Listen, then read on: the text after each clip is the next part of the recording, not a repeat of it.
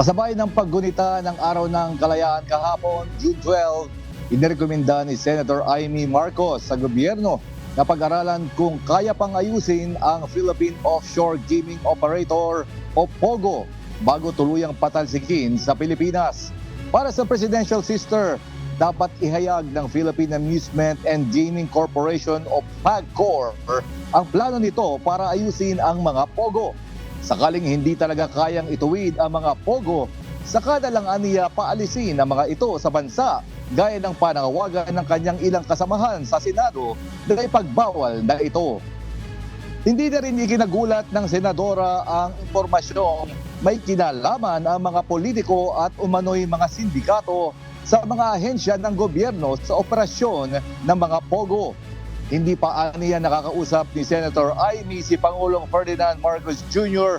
tungkol sa issue.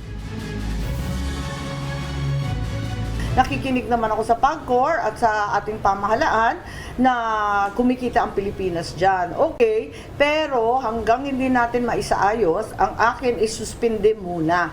Ayusin muna.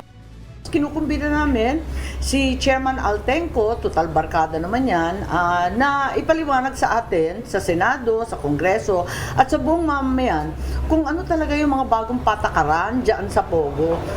Hindi ako tutol sa POGO o sa anumang mapapagkakitaan ng Pilipino.